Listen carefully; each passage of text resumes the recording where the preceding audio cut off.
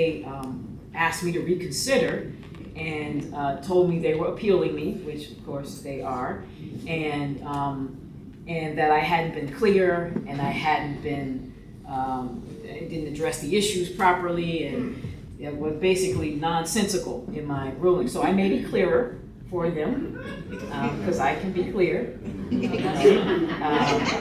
and maintain that position.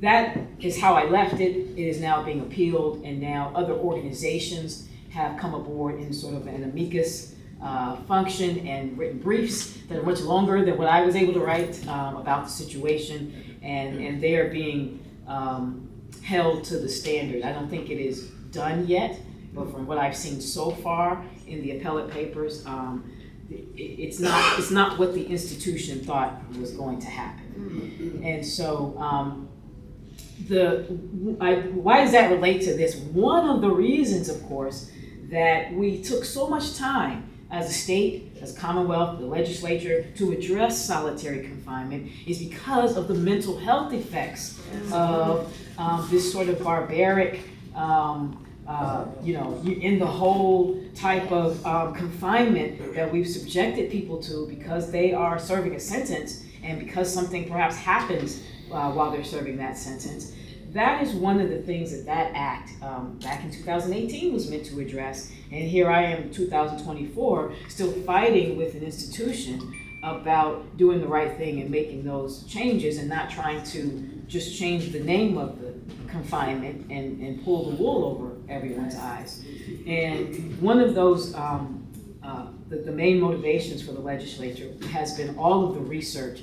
And you didn't have to really do scientific research to know what could be the effects of keeping people in a situation that is akin to torture.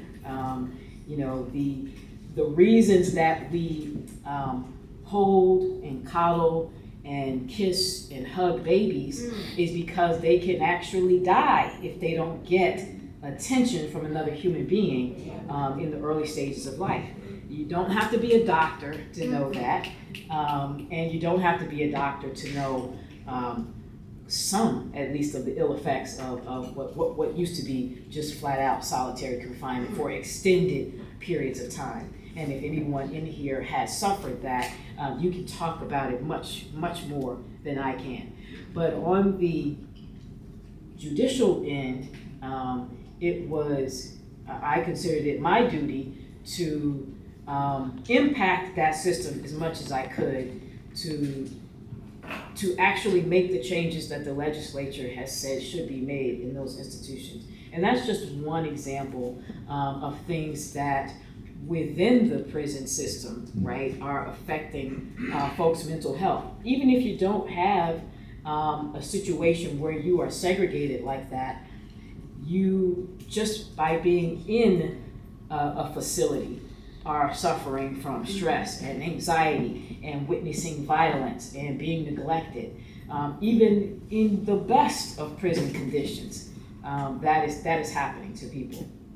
And so these are things that sort of are beyond your interaction or anyone's interaction with the court, but things that it is a progression, and it's all on the same spectrum, starting from your initial entry into any court system.